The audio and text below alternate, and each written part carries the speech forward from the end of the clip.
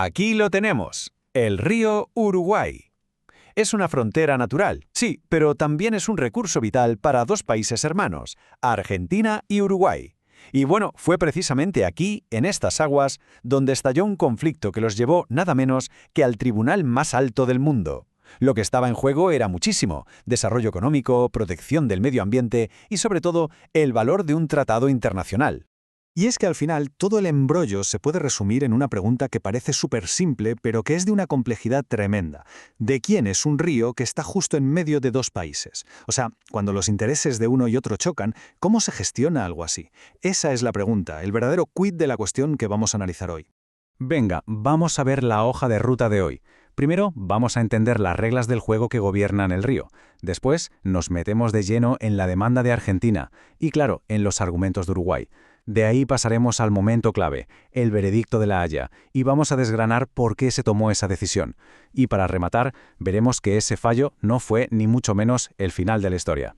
Bueno, para entender todo esto tenemos que irnos al principio, porque este no es un río cualquiera, no es la ley de la selva. Su uso está regulado por un tratado pero que muy específico, que es como el manual de reglas que ambos países firmaron allá por 1975 para gestionar este recurso que comparten. Y este es el documento clave de toda esta historia, el Estatuto del Río Uruguay. El objetivo sobre el papel era clarísimo: que el uso del río fuera racional y óptimo. Para conseguirlo se creó una comisión conjunta, la famosa CARU, y se pusieron negro sobre blanco una serie de obligaciones, sobre todo la de prevenir la contaminación. Vamos, que era un pacto de cooperación en toda regla. Y aquí, atención, es donde la cosa se pone interesante de verdad. Porque el estatuto no eran solo palabras bonitas, establecía un proceso, unos pasos que había que seguir sí o sí. Si un país quería hacer algo que pudiera afectar al río, no podía empezar a construir y ya está. No, tenía que notificarlo, dejar que el otro respondiera y sentarse a negociar. Y solo como ultimísimo recurso, si no había manera de ponerse de acuerdo, entonces se podía ir a la Corte Internacional. Hay que quedarse con esta idea porque este procedimiento es la madre del cordero de todo el caso. Pues bien, es precisamente ese procedimiento el que nos lleva directos al 4 de mayo de 2006. Ese día, Argentina, ya convencida de que Uruguay se había saltado las reglas a la torera, lleva el caso a La Haya. Su acusación era doble. Por un lado, una violación de las normas del tratado, y por otro, una amenaza ambiental que consideraban inminente.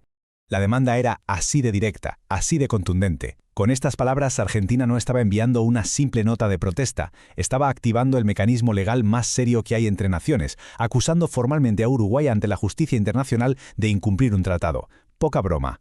El caso de Argentina se sostenía sobre varias patas. La primera, y fundamental, era procesal. Uruguay había actuado por su cuenta, sin consultar como era obligatorio. La segunda era el daño ambiental. Esas plantas, decían, iban a provocar un perjuicio irreparable en el río. Luego estaba el impacto económico y social en toda la zona. Y sobre todo un factor que lo cambiaba todo: la urgencia.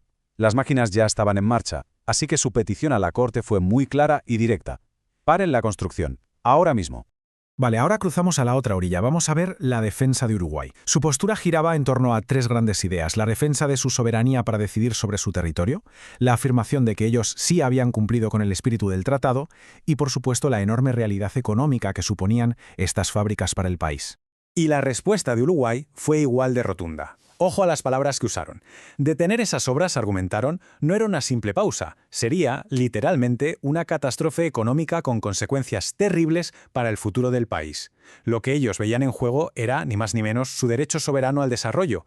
Uruguay, claro, contraatacó punto por punto. Primero dijeron que sí habían informado a Argentina. Segundo, y esto es clave, defendieron que el estatuto obligaba a consultar, pero que en ningún sitio le daba a Argentina un poder de veto. Además, sacaron a relucir un acuerdo político previo que, según ellos, ya zanjaba el tema. Y aquí viene una distinción fundamental. Una cosa, decían, es construir, y otra muy distinta es operar la fábrica. La construcción, argumentaban, no contamina, y cuando empezaran a funcionar, lo harían con la mejor tecnología disponible.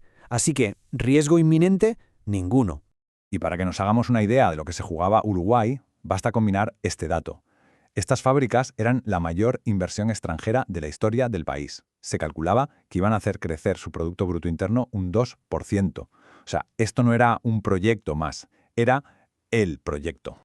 Así que aquí lo tenemos, el nudo gordiano, el choque de trenes legal. Por un lado, Argentina leyendo el tratado y diciendo prohibido construir hasta que haya acuerdo. Por el otro, Uruguay interpretando el mismo texto y diciendo el tratado no me da derecho de veto. Dos visiones radicalmente opuestas de las mismas reglas del juego.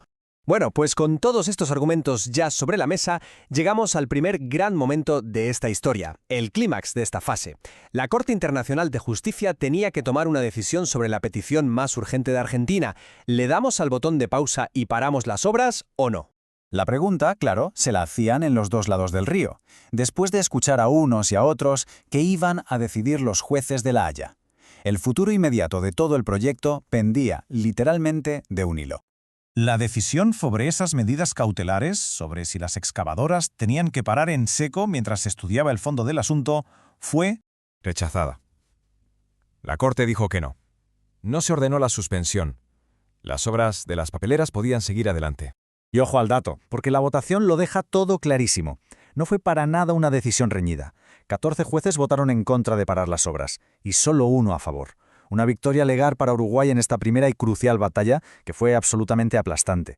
Pero, a ver, ¿por qué una decisión tan categórica? Aquí es donde hay que pararse a analizarlo bien, porque es la clave para entenderlo todo. Vamos a meternos en la cabeza de los jueces y a desgranar la lógica jurídica que hay detrás de este fallo.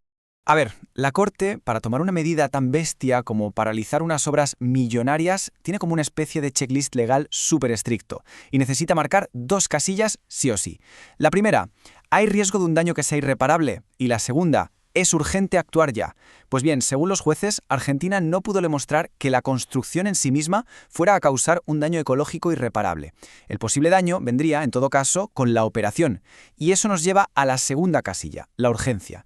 Como todavía faltaba más de un año para que las fábricas se pusieran en marcha, la Corte entendió que no había un peligro inminente. No se marcó ni la primera casilla ni la segunda. Así que caso cerrado, al menos por el momento. Pero que nadie piense que la historia se acabó aquí, ni mucho menos. Que la Corte rechazara parar las obras de forma urgente no significaba que Uruguay ya hubiera ganado el juicio principal, y de hecho los propios jueces se encargaron de dejarlo meridianamente claro.